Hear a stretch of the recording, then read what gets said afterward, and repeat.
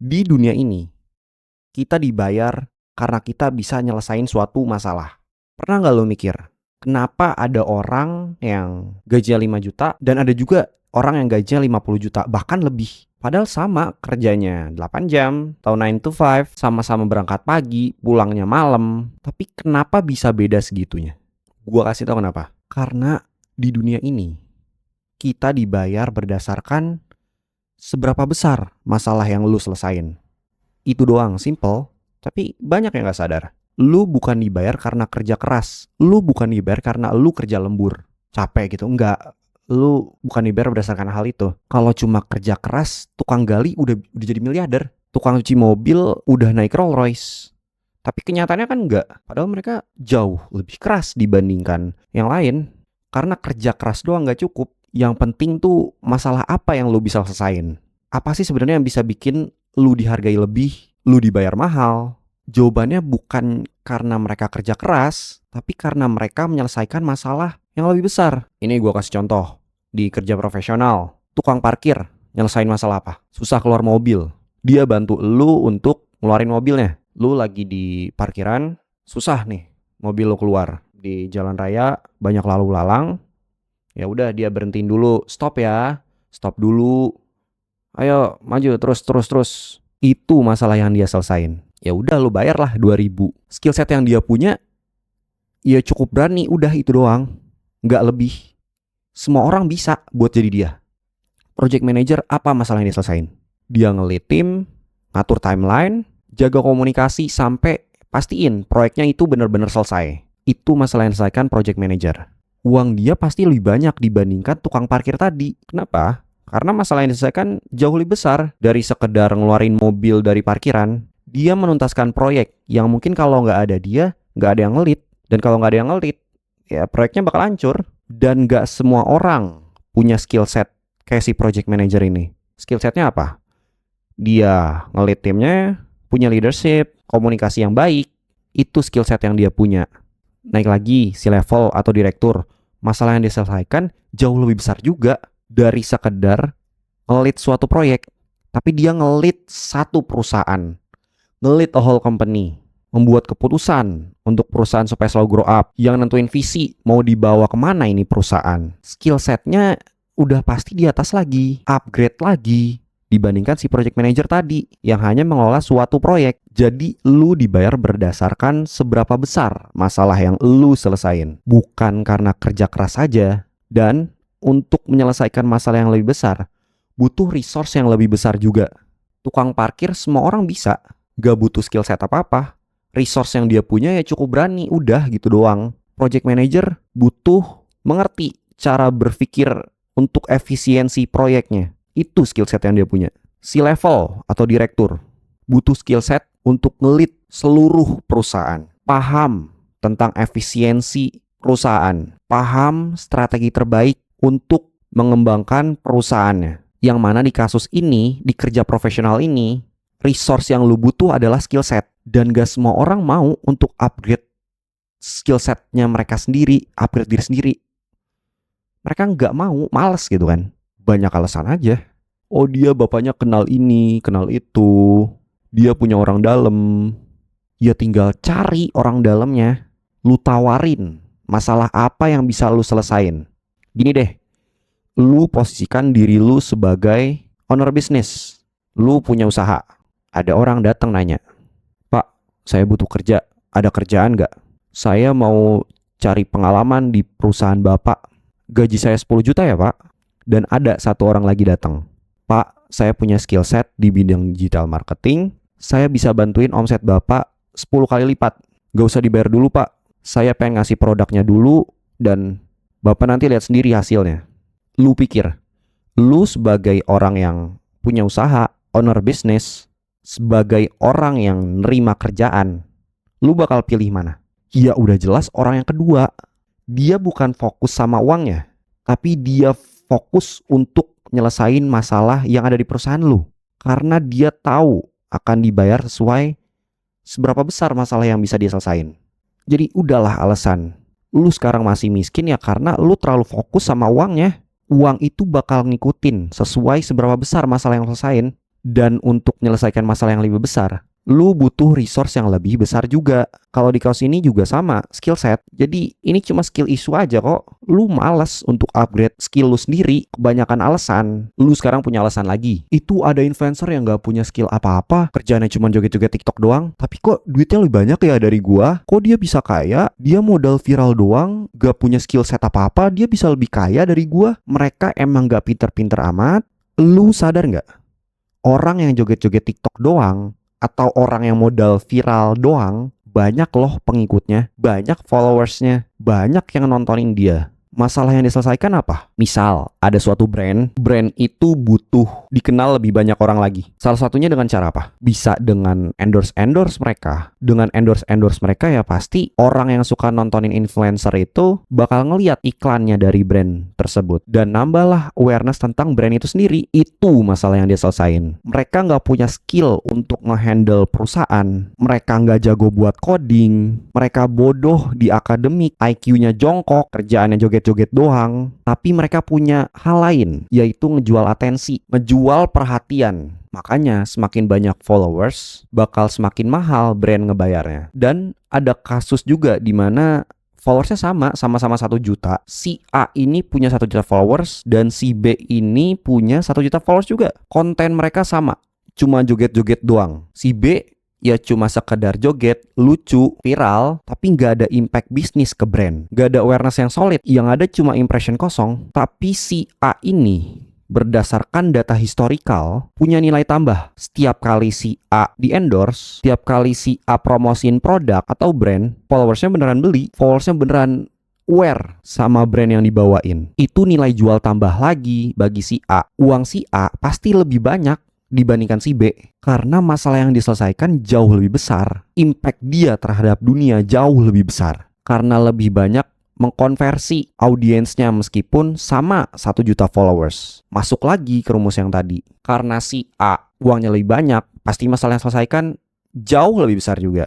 Dan untuk menyelesaikan yang lebih besar, butuh resource yang lebih besar juga. Simple. Sekarang lu alasan lagi. Gue nggak kreatif orangnya. Malu di depan kamera. Padahal resource kayak gitu udah jelas kan, bisa lu build. Lu pelan-pelan berani belajar di depan kamera. Belajar gimana cara banyakin followers. Belajar biar lebih jago mengkonversi audiens lu ke suatu brand. Atau konten-konten yang gak usah nunjukin muka aja, kan bisa juga. Tapi apa? Alasan lagi kan, nyiar doang. Bisanya berisik gitu. Oke, supaya lu lebih jernih lagi, lu harus nambah perspektif lagi. Kita lihat dari sisi pengusaha atau entrepreneur. Amazon sama Tokopedia, industrinya sama nih.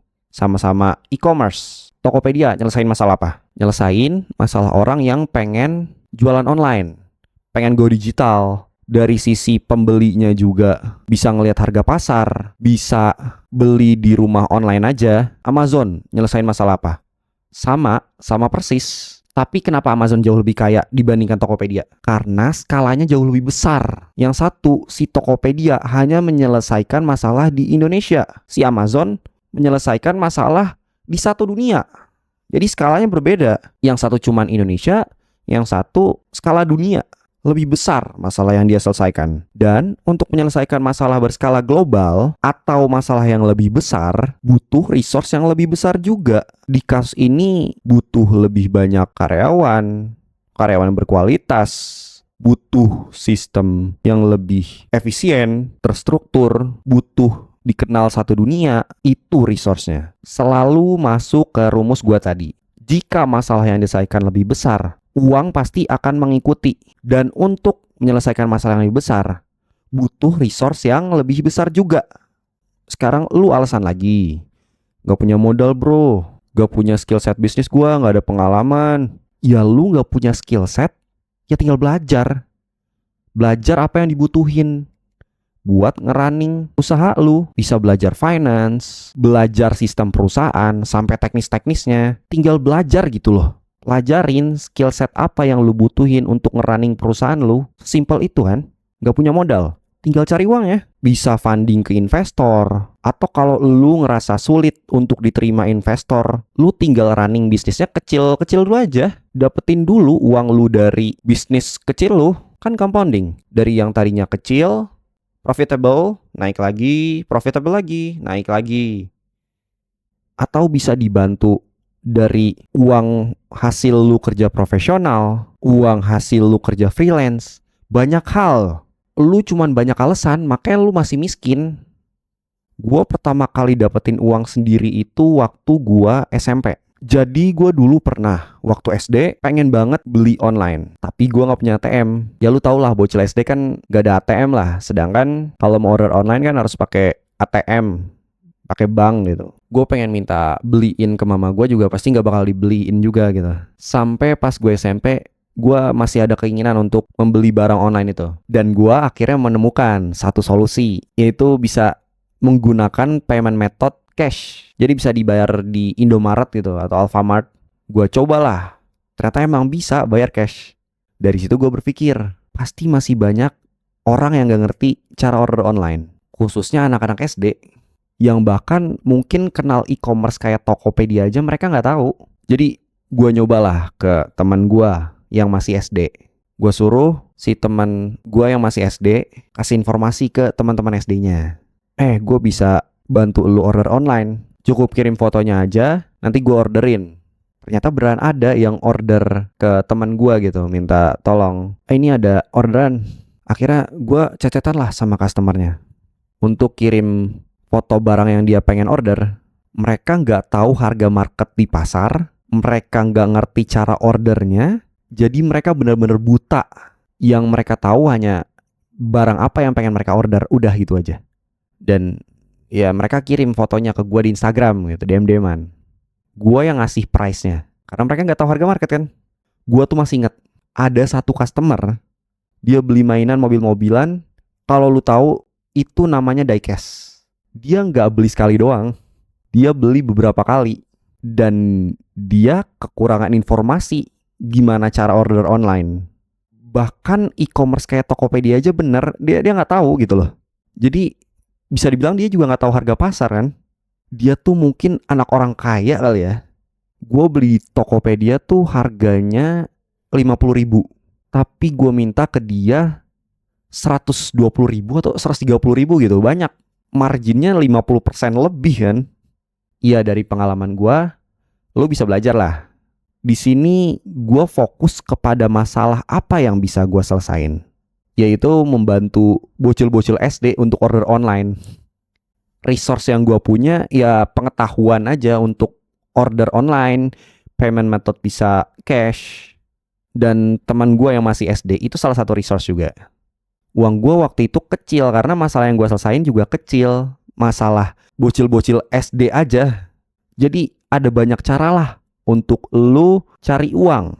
Bukan lu selalu harus kerja profesional, bukan lu selalu harus kerja freelance, bukan lu harus buat usaha. Banyak hal. Satu aja kuncinya.